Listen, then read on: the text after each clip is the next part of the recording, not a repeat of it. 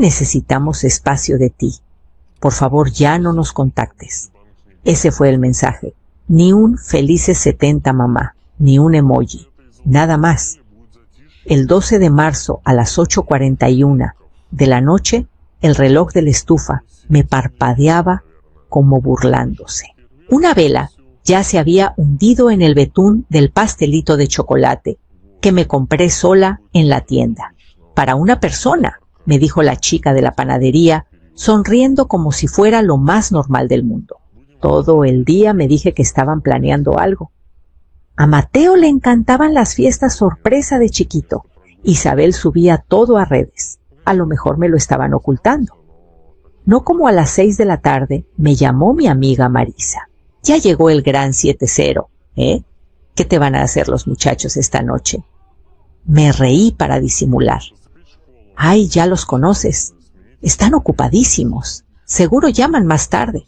Odié cómo sonaba mi voz chiquita. Odié cubrirlos por costumbre. A las 8:30 el departamento estaba demasiado callado. Me hice un té, me corté un pedazo de pastel, dejé el resto intacto, como si lo estuviera guardando para alguien. Al fin agarré el celular y abrí el grupo familiar. Mis pulgares se quedaron suspendidos un segundo. Luego escribí, solo para ver que todos estén bien. Hoy no he sabido nada de nadie. Sencillo, sin culpas ni dramas. Vi cómo aparecían los visto. 3 personas lo leyeron. Solo una contestó. La respuesta de Mateo llegó en una burbuja. Necesitamos espacio, no nos busques. Un segundo después, Isabel puso un pulgar arriba debajo de su frase.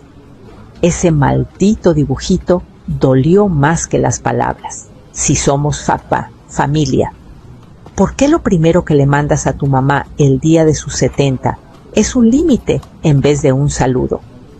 Si tanto te agobio, ¿por qué no tienes problema en cobrar mis transferencias todos los meses? Se me cerró la garganta. Intenté tragar otro bocado de pastel y no pude. Dejé el tenedor.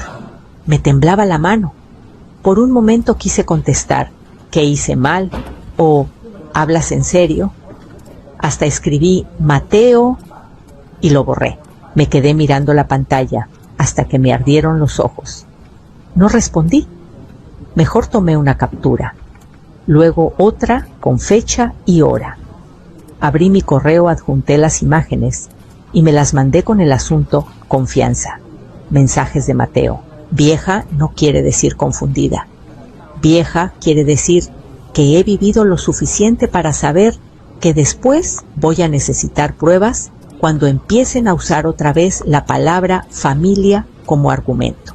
Luego vino la parte que todavía me da un poco de vergüenza. Me quedé ahí sentada, esperando que mandara un segundo mensaje. Una disculpa. Un perdón salió mal escrito, feliz cumpleaños, mamá. Nada. El chat se quedó azul y frío. Me vi reflejada en la pantalla negra de la tele y pensé, tú también lo hiciste. Lo entrenaste para que siempre estuvieras ahí, no importaba qué tan tarde llamara, qué tan cortante fuera el tono. Si estás cerca de mi edad, sabes que eso no es espacio.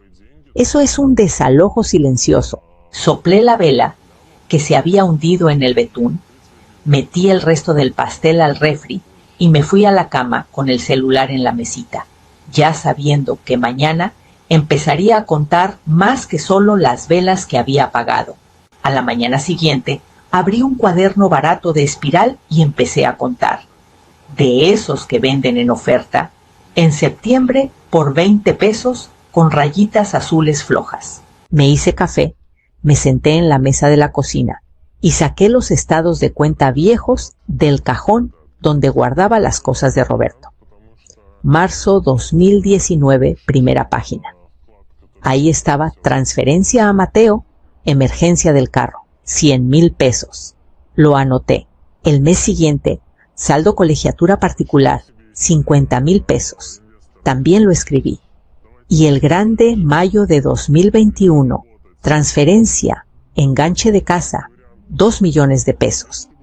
Tuve que parar y frotarme los ojos. Ese me acuerdo perfecto. Mateo me dijo, es solo para arrancar, mamá. Luego refinanciamos, ya sabes. Él y Isabel siempre lo vestían de una ayudita nomás. Si es una ayudita, ¿por qué cada vez que volteo la página parece el sueldo de un año? Si esto es lo que significa, la familia se apoya. ¿Por qué el apoyo siempre va para un solo lado? Alrededor del mediodía vibró el celular. Era Marisa. «Suenas ocupada», me dijo. Miré la pila de papeles. «Solo revisando cositas viejas», contesté. Ella soltó una risita. «¿Cosas viejas o errores viejos?» No me reí. No pude. Cuando llegué al final de 2023, ya había llenado casi 3 páginas. Totales rodeados en rojo, 2 millones aquí, 300,000 allá, más de 15 millones en 5 años. Apreté tanto el bolígrafo que casi rompí el papel. Pensé en todas las veces que Mateo empezaba con «No te preocupes, te lo devolvemos». Si me lo puedes devolver, ¿por qué sigues necesitando más? Y si somos tan familia unida, ¿por qué cada conversación seria es de tasas de interés y plazos y no de cómo estuvo mi día?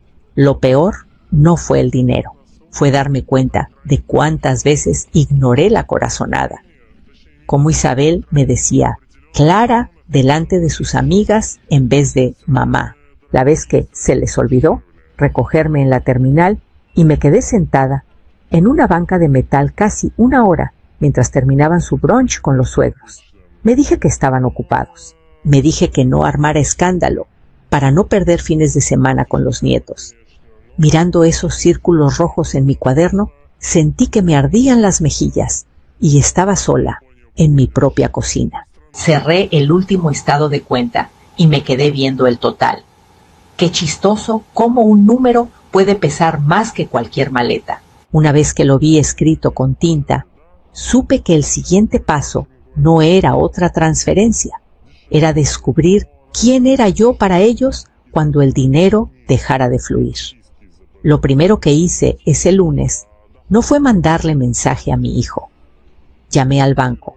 A las 9:07 de la mañana estaba sentada en mi mesita de la cocina, con el cuaderno, el teléfono fijo pegado a la oreja, escuchando jazz enlatado mientras me pasaban de un lado a otro.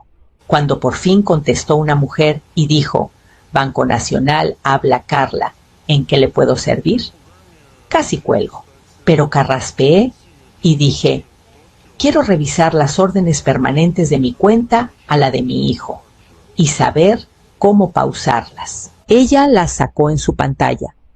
Escuché el tecleo. «Veo que hay una transferencia automática de 80,000 pesos el primero de cada mes, señora», dijo. Lleva corriendo 5 años. Yo ya lo sabía, pero oírlo de una desconocida sonó distinto. «Podemos pausarla hoy mismo si así lo desea, señora Mendoza». Su voz era neutral sin juzgar. Agarré el borde de la mesa. «Sí, paúsala. Y que nadie más esté autorizado a cambiar eso más que yo, ni instrucciones verbales por parte de mi hijo». Si de verdad es dinero de la familia, como le gusta decir a Mateo, ¿por qué el banco solo necesita mi nombre para apretar el botón? Cuando colgué, me quedé parada en la cocina con el celular en la mano. Volví a pasar el chat una vez más. «Necesitamos espacio, no nos busques». Entré a ajustes y le quité el sonido a su contacto, al grupo familiar entero. Luego caminé al cajón de los trapos de cocina, metí el teléfono ahí y lo cerré. Mi mano se quedó un segundo más en la manija de lo necesario. Día 1 nada, ni llamadas ni mensajes. Día 2 puro silencio. Al día 3, antes del almuerzo, abrí un poquito el cajón para ver la hora y vi un mensaje de Mateo. «Oye, ¿cambiaste algo en la cuenta?», nos rebotó el pago. Ni un «¿Cómo estás?», ni un «¿Podemos hablar?». Si soy tanta carga, ¿por qué lo primero que preguntas es por la cuenta y no por mi salud, ni siquiera por mi cumpleaños que te saltaste hace 3 días? Volví a cerrar el cajón. Me dolió el pecho. Pensé en Sofía y Lucas, mis nietos, y me pegó una ola de culpa. Ellos no pidieron estar en medio de esto. Me los imaginé oyendo a sus papás maldecir mi nombre porque la hipoteca se atrasó. Una parte de mí quería llamar al banco y deshacer todo. Otra parte sabía que si lo hacía esto, nunca pararía. Para el día 5, la pantalla marcaba 29 llamadas perdidas. Cuando por fin lo saqué esa noche para cargarlo, el aparato vibraba en mi mano caliente de tanto intentar sonar a través de un cajón de madera. Miré la lista Mateo, Mateo, desconocido, Isabel. Ni un solo buzón que empezara con «Mamá, ¿estás bien? Solo llámame ya». Algo anda mal con el banco. Contesta, es serio. Qué raro cómo la gente se mueve rapidísimo cuando son sus cuentas las que arden, no tus sentimientos. Lo enchufé boca abajo y dejé que siguiera vibrando en la encimera mientras lavaba los trastes. No era castigo, era darme tiempo. Antes de contestarle a mi hijo, quería saber exactamente qué poder me quedaba todavía en papel. Dime de frente, Jaime, ¿quién es el dueño real de qué? Eso fue lo primero que le dije cuando me senté en su oficina en Polanco a las 10:30 de la mañana un miércoles. Las mismas sillas de piel gastada que usamos cuando Roberto y yo firmamos los primeros papeles hace 20 años. Jaime se subió los lentes, miró mi correo en la pantalla, luego a mí. Suena seria, dijo. Saqué el celular. Abrí las capturas del mensaje de Mateo, necesitamos espacio, y se lo deslicé por el escritorio. Lo estoy, dije. Y estoy cansada. Sacó una carpeta gris grande con mi apellido en el lomo del estante. Cayó sobre el escritorio con un golpe seco. Abrió en la sección de fideicomiso. Vi su dedo bajar por la página. Aquí, dijo, Clara Mendoza como fiduciaria única. Distribuciones discrecionales a juicio de la fiduciaria. Eres tú, sin cofiduciario, sin autoridad compartida. Pasó otra página. La casa en las afueras está en la Sociedad de Responsabilidad Limitada Familia Mendoza. Tú tienes el 70%. Mateo el 30%, sin derechos independientes, para vender o pedir préstamo sin tu consentimiento. Saqué mi cuadernito de la bolsa y anoté 70% yo, 30% él. Fiduciaria única. Si esta es su casa, ¿por qué el papel dice mi nombre en la línea de arriba? Si somos un equipo grande, ¿por qué solo mi firma le importa al banco y al registro público? ¿Alguna vez firmé un poder notarial para él? Pregunté. Algo que le deje mover dinero sin mí. Jaime negó con la cabeza, ya alcanzando la impresora. No, lo redactamos hace años. Nunca lo firmaste. Te imprimo un resumen actualizado de cuentas para que veas todos los autorizados en blanco y negro. La impresora zumbó y escupió unas hojas. Las grapó y me las pasó. En este momento, Clara, nada se mueve sin ti. Su tono era sencillo, ni animándome, ni hablándome de arriba. Debía haber hecho esto antes. El pensamiento me pegó fuerte. Todos esos años de, claro, mi hijo se ayuda a los muchachos, y nunca me senté sola aquí preguntando, ¿y si un día deciden que estorbo? Confié más en mi hijo que en mis propios ojos sobre estos documentos. Una parte de mí se sentía avergonzada, sentada ahí a los 70, con un cuaderno como estudiante de primer año de Derecho, subrayando frases que debí memorizar hace 10 años.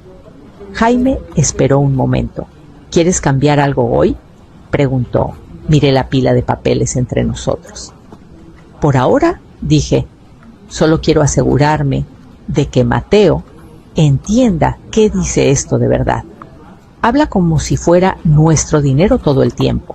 Si es nuestro, ¿por qué se desespera en cuanto paro una transferencia y soy la única que puede volver a empezar?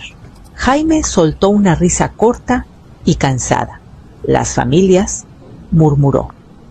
No tienes idea de cuántas veces escucho esa línea. Si crees que envejecer significa dejar de hacer preguntas duras, es que nunca has sido una señora mayor con pluma y razón. Metí todo. páginas del fideicomiso, resumen de cuentas, copia fresca de los papeles de la SRL, en una carpeta roja que Jaime etiquetó con la fecha de hoy. La cargué bajo el brazo como escudo. Lo del dinero ya estaba claro. Lo que no sabía todavía era hasta dónde estaban dispuestos a llegar para quedárselo.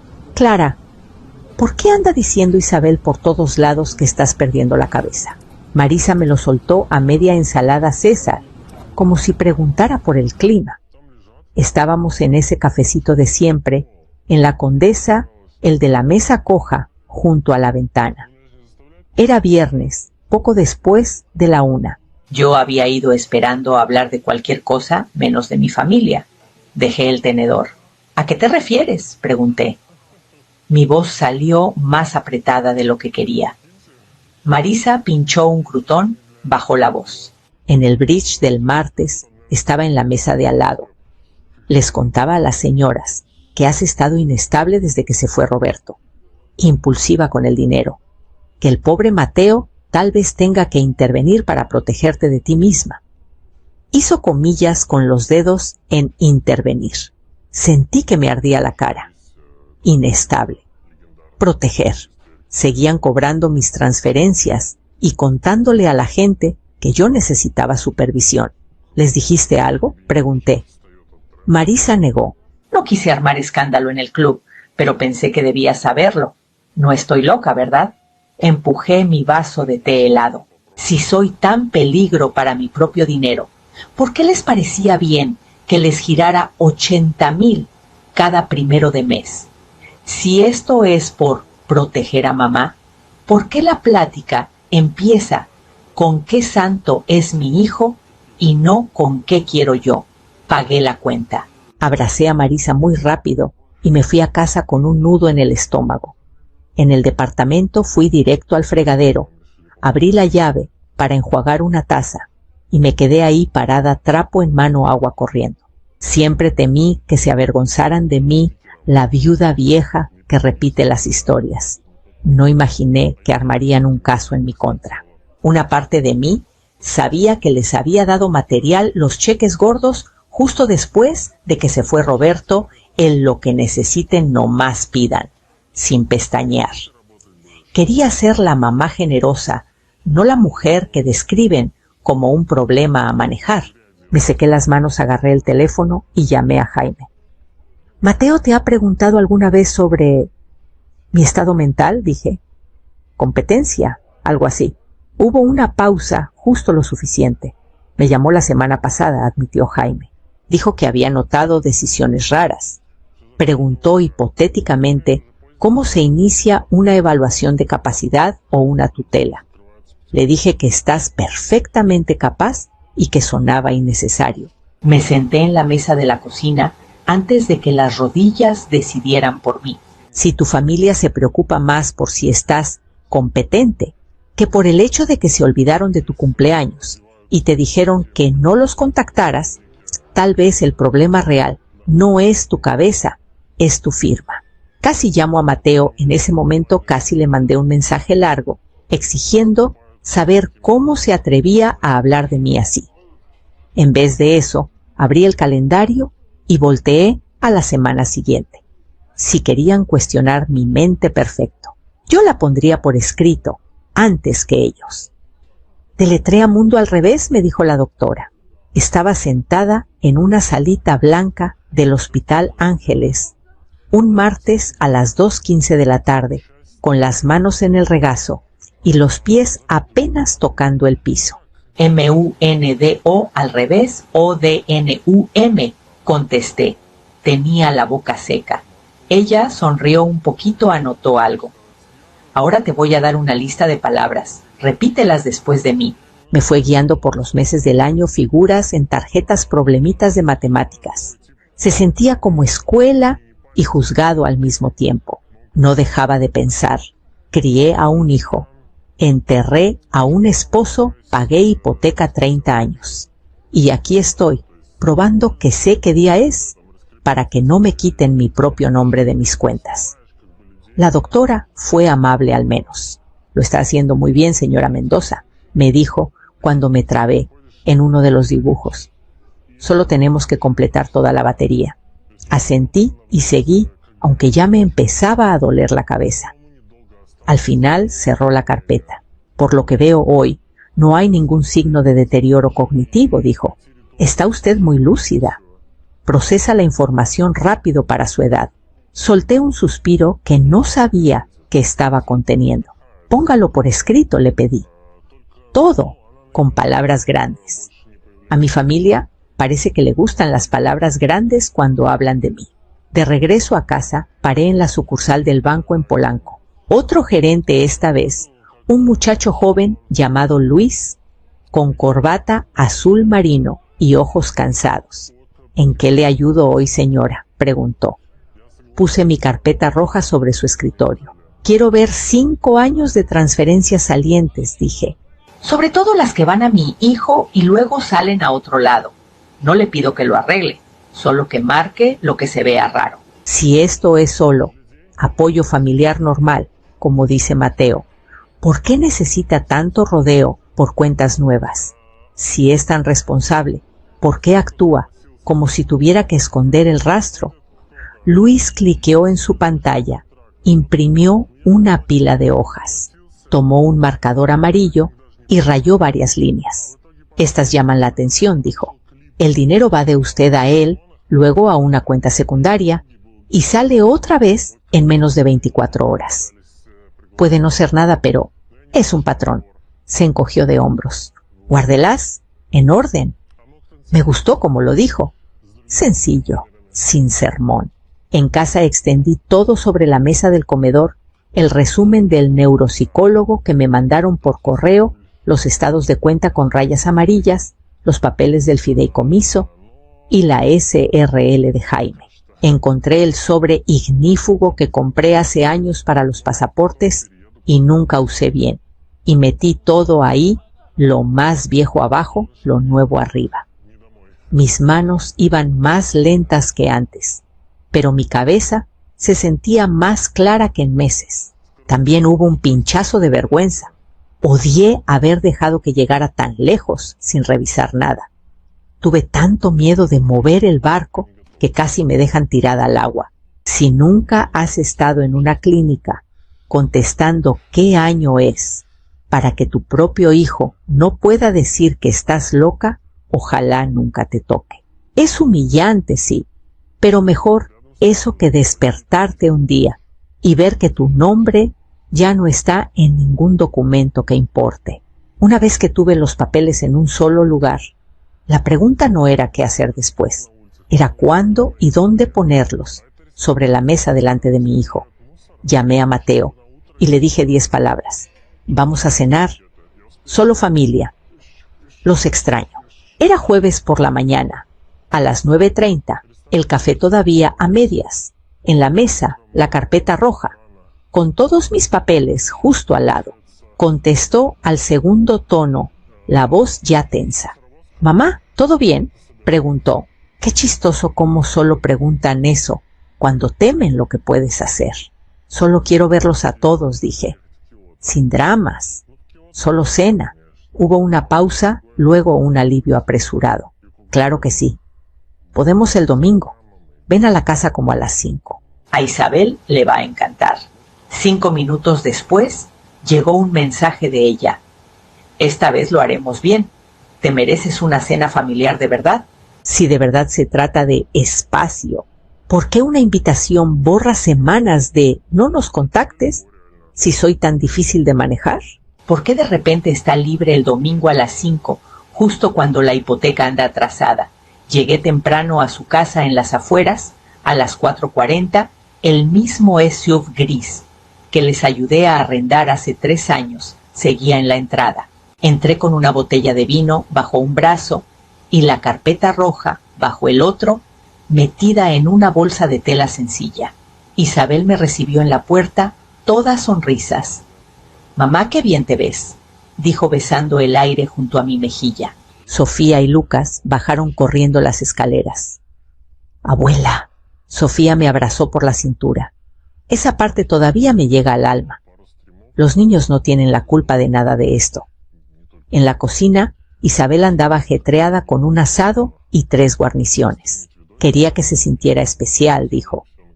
Todos hemos estado muy estresados y las llamadas constantes fueron mucho.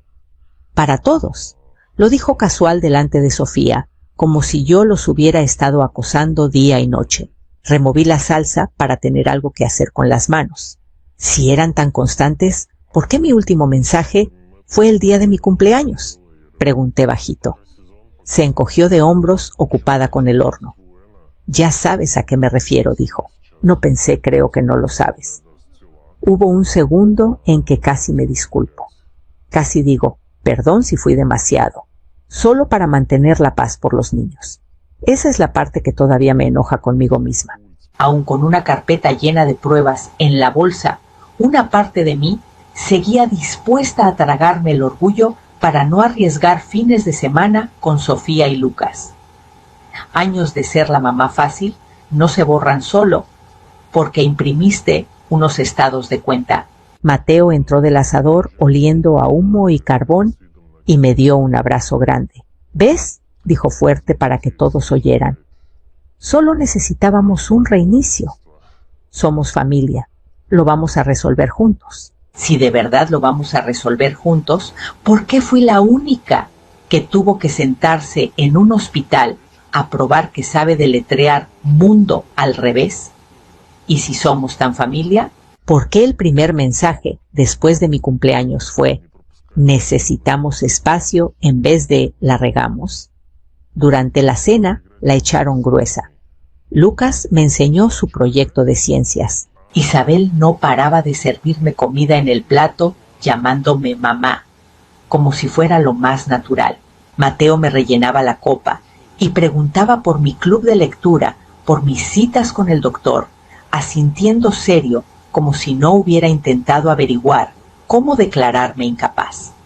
Cuando la gente cree que ya ganó, se olvida de esconder lo que más duele. Sentada ahí, escuchando cómo actuaban preocupación, me di cuenta de que esto no era una reconciliación, era una audición. Así que sonreí, hice preguntas chiquitas y los dejé hablar. Observé qué decían y qué no decían. Los dejé armar su versión de la historia en voz alta, mientras la mía esperaba en papel dentro de mi bolsa. Ellos pensaron que esta cena era mi disculpa, mi forma de volver arrastrándome. Yo sabía que era mi auditoría y la conversación de verdad ni siquiera había empezado. No alcé la voz. Alcé la carpeta. Eran las 7:58 de la noche cuando dejé mi copa de vino y dije, ¿podemos sentarnos un momento todos? Los platos de postre seguían en la mesa, los niños medio distraídos con sus celulares. Mi bolsa de tela estaba junto a mi silla, más pesada de lo que parecía. Mateo miró a Isabel, luego a mí. Claro, mamá, dijo. ¿Qué pasa? Metí la mano en la bolsa y puse 3 cosas en la mesa en fila ordenada. Primero, la impresión del chat del grupo de mi cumpleaños.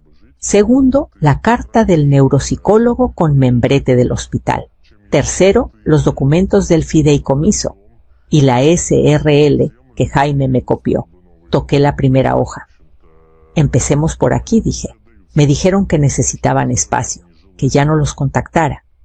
Moví el dedo a la segunda. Luego le contaron a la gente que estoy inestable y que tal vez necesite tutela. Pasé a la tercera. Y todo este tiempo, el banco y los abogados me han tratado como la única adulta competente en la habitación. Isabel soltó una risa rápida. Nunca dijimos que estás loca, mamá. Solo estamos preocupados. Es familia, tratamos de protegerte. La miré directo. Si es por protegerme, ¿por qué esa conversación empezó en el club y no en el consultorio del doctor, conmigo presente? Abrió la boca y la cerró. Mateo se removió en la silla. Esto se está saliendo de proporción, dijo. Solo hablamos de lo mejor para todos.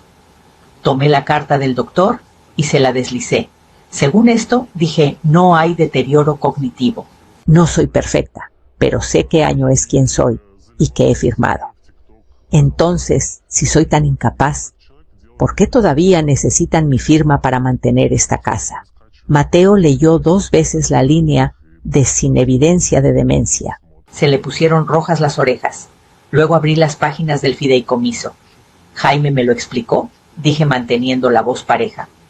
Soy la fiduciaria única. Cualquier intento de tomar control de estos bienes alegando que estoy inestable cuando no lo estoy es fraude. Si lo empujan, se convierte en abuso a adulto mayor. Palabras de él, no mías. Me acordé de él por teléfono esa tarde. Manténlo corto, Clara. Di lo que quieres una vez y para. Ya paré todas las transferencias automáticas. Seguí.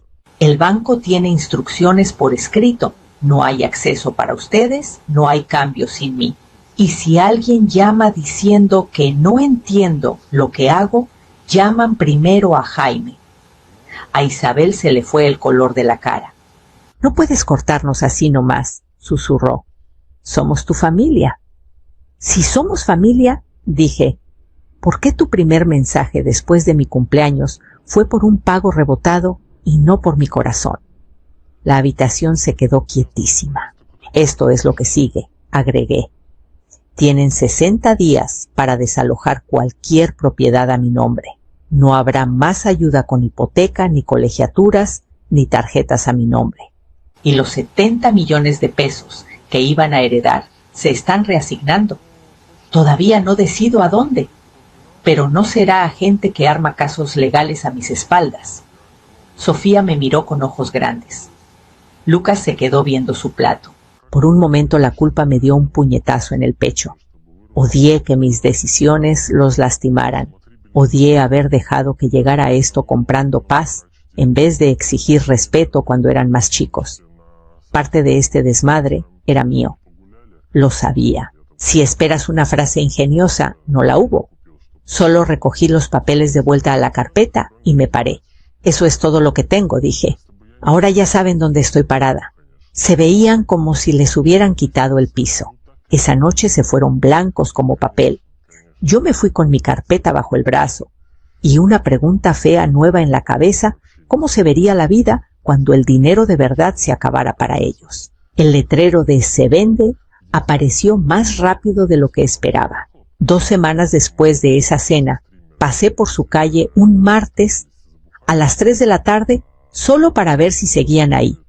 Y ahí estaba en el jardín un poste blanco con letras rojas: casa abierta el domingo. La misma casa colonial de 4 recámaras, por la que les giré 2 millones de enganche, ahora tenía mi apellido en la escritura y un número de teléfono de un desconocido al frente. Un Toyota Corolla plateado estaba en la entrada en vez del SUV negro grande que les ayudé a arrendar. Por un segundo pensé que me había equivocado de casa. Luego vi la bici de Sofía recargada contra la puerta del garaje. Unos días después me llamó Marisa.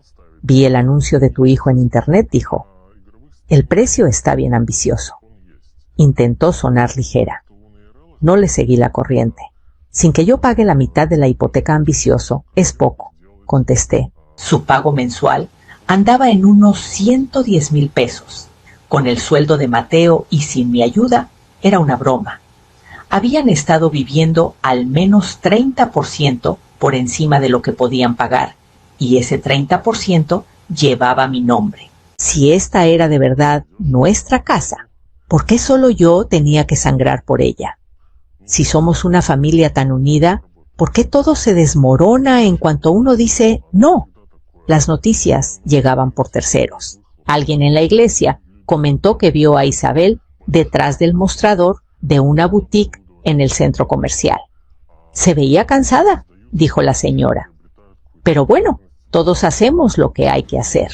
Mateo me mandó un mensaje una vez largo sobre lo duro que lo estaban tomando los niños con la mudanza, cómo el nuevo colegio no va a ser lo mismo. Lo leí un rato largo. Si no querías arrastrarlos por esto, ¿por qué no lo pensaste antes de intentar sacarme de mi propia vida en papel? Escribí y borré 3 respuestas. Al final no mandé nada. Las fiestas fueron lo más pesado. Llegó Acción de Gracias y se fue sin invitación, sin un último minuto de vienes. Asé un pollito chico en vez de pavo, hice relleno para una persona y aún así puse un plato extra al final de la mesa por costumbre. Me sorprendí mirando la puerta cuando la luz del pasillo parpadeó como si de repente entraran con brazos llenos de pasteles y disculpas. Claro que no. Comí la mitad de mi plato, envolví el resto en papel aluminio y lo guardé. El pecho se me apretaba. Extrañaba a mis nietos. Extrañaba al Mateo chiquito que guardaba en la cabeza. Una parte de mí se odiaba por extrañarlos después de todo. A la gente le encanta la historia donde los hijos malos reciben su merecido y la mamá se va al atardecer con paz perfecta. La vida real es más callada. Ellos perdieron la casa, el carro, el colegio particular. Yo recuperé mis cuentas y mi firma, y todavía lavo trastes sola casi todas las noches. Más de una vez en esas noches solitarias, agarré el celular y me fui al nombre de Mateo. El pulgar se quedaba suspendido sobre el botón de llamar. Cada vez lo bajé de nuevo. Mantener la línea dolía, pero sabía que romperla me arrastraría de vuelta al mismo patrón de siempre. Antes pensaba que perdí a mi hijo la noche que me mandó Necesitamos Espacio en mi cumpleaños. Sentada en esa cocina silenciosa, empecé a ver que en realidad lo había ido perdiendo centímetro a centímetro durante años. Mi celular se iluminó sobre la mesa. No lo volteé. Era 12 de marzo, otra vez, un año después del mensaje de Necesitamos Espacio, 6:12 de la tarde. Estaba en la cocina preparando café instantáneo en pantuflas cuando llegó la primera vibración. La pantalla se veía lo justo para leer su nombre, Mateo. Por un segundo mi mano fue directo al pecho. Viejas costumbres. Para la tercera llamada, la taza ya estaba llena y el café se estaba poniendo una capita arriba. Limpié la encimera, solo para tener algo que hacer mientras sonaba. Timbra para silencio. Timbra otra vez. Sin mensaje explicando por qué. Solo su nombre una y otra vez. Si esto es la familia acercándose. Porque solo pasa cuando algo arde de su lado. Y si solo quiere saber si estoy bien, ¿por qué llama ahora? Y no cualquier martes, cualquiera de los otros. Una semana antes, había estado de nuevo en la oficina de Jaime, firmando un testamento nuevo. ¿Estás segura de esto, Clara?, me preguntó, con el dedo en el párrafo que desviaba la mayor parte de la herencia a un fondo de caridad y apartaba 1,000,000 de pesos cada uno para Sofía y Lucas en cuentas educativas que no pueden tocar hasta los 25. Nada directo para Mateo e Isabel. ¿Segura?, dije. Mi firma tembló un poquito, pero cayó en la línea.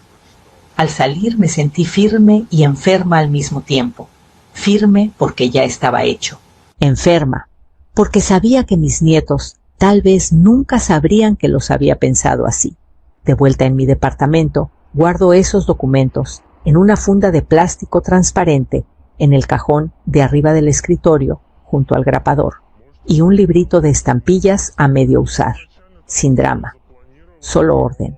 De vez en cuando abro el cajón y chequeo que sigan ahí como alguien nervioso que revisa la cerradura. Cada vez hay un piquete de vergüenza. Debí haberlo hecho hace 10 años. Dejé que el "somos familia" ganara al sentido común demasiado tiempo y ahora estoy limpiando el desmadre a los 70. El teléfono vibró una quinta vez, luego una sexta. Llegó un buzón de voz. No lo escuché de inmediato. Llevé mi café al sillón. Me senté despacio y miré la pantalla desde el otro lado de la habitación. 10 minutos después ganó la curiosidad. Lo puse en altavoz. Su voz sonaba tensa, apurada. Mamá, soy yo. Mira, sé que las cosas se pusieron complicadas, pero seguimos siendo familia. El colegio de los niños amenaza con sacarlos si no pagamos el saldo. ¿Me puedes llamar, por favor? Solo necesitamos un poco de ayuda para pasar esta parte. Ahí estaba de nuevo.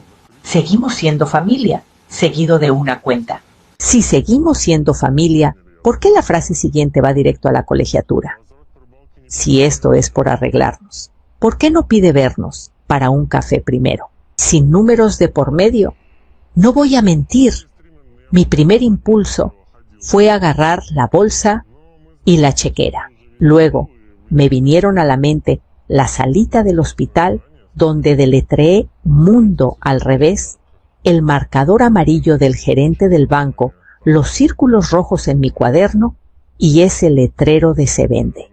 Pensé en Sofía y Lucas, en lo que les están diciendo de mí ahorita. Una parte mala de mí susurró: págalo, al menos tendrán buenos colegios. Una parte más callada dijo: ¿y qué va a pedir el mes que entra si abres esa puerta otra vez? Si esperas una versión bonita donde lo llamo, lloramos, se disculpa y todo vuelve a encajar. Esa no es esta vida. Extraño al niño que se dormía en mi hombro, en el asiento trasero de nuestro viejo coche, no al hombre que intentó borrarme de mi propia historia. No puedo enseñarle cómo quererme, solo puedo decidir qué costo tiene ahora mi amor por él. El teléfono se iluminó una vez más. Caminé, lo volteé boca abajo en la mesa y volví a mi sillón. Tal vez un día conteste. Por ahora, sigo aprendiendo a vivir con el tipo de silencio que yo misma elegí.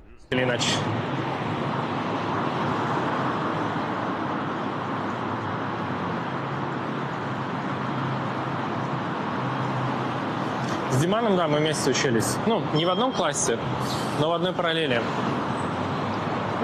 Одновременно поступили, одновременно закончили. Но в разных классах.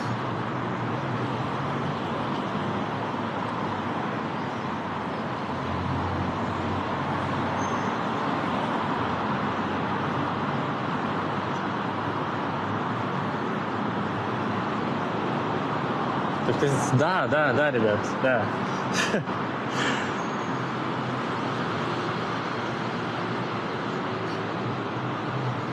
А еще, как оказалось, Ваня тоже там учился. Просто уже, получается, я когда закончил школу, Ваня как раз туда приехал.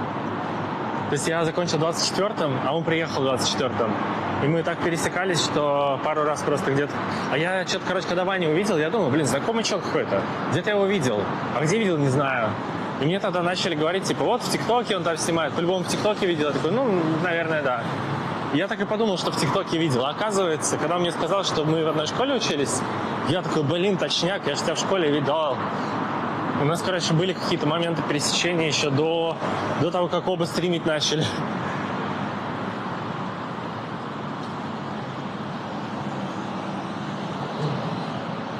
Короче, все блогеры идут из одного этого муравейника. Как-то так.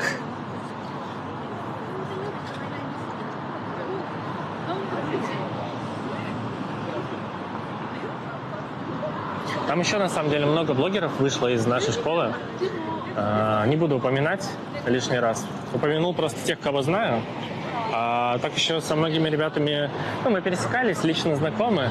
Вот, но как-то не сотрудничали, не общались особо, поэтому имена не называю. Но там человек 5 еще можно пересчитать, кто в итоге все равно стал блогером. Там кто-то тиктокер, кто-то ютубер, кто-то так или иначе какие-то посты куда-то постит. Вот. У нас у всех одна школа, блин. Вот любого блогера спроси, откуда он скажет: я из Ауямы. Короче, хотите стать блогером, ребят, знаете, какую школу выбирать. Не знаю почему. У нас уроков блогерства в школе не давали. Мы сами как-то это самое. Мысли сходятся. Ну, типа.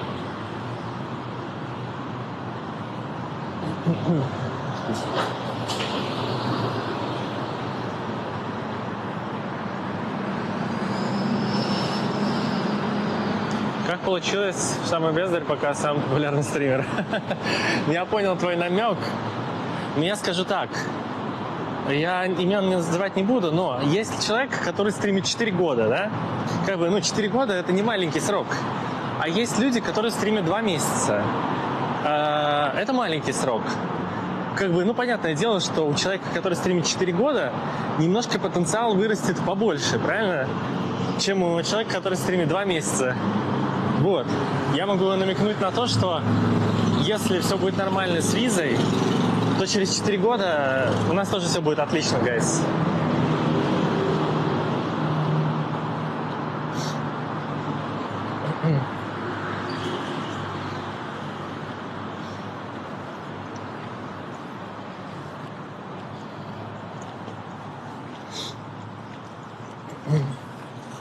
Сроки решают. Подрастает уже. Ну, у нас скорее у тебя. У нас, ребят, мы все одно большое комьюнити. Все, кто здесь сейчас находится, мы, собственно, одна большая семья. Создаем один большой канал и трудимся вместе во благо. Во благо чего? Во благо того, чтобы был контент. Контента Японии, который всем нам, вам, мне в том числе интересен. Вот, поэтому, когда я говорю «нам», подразумевается, что вы тоже принимаете в этом участие. Вы когда на стримы приходите, вы продвигаете этот контент, понимаете?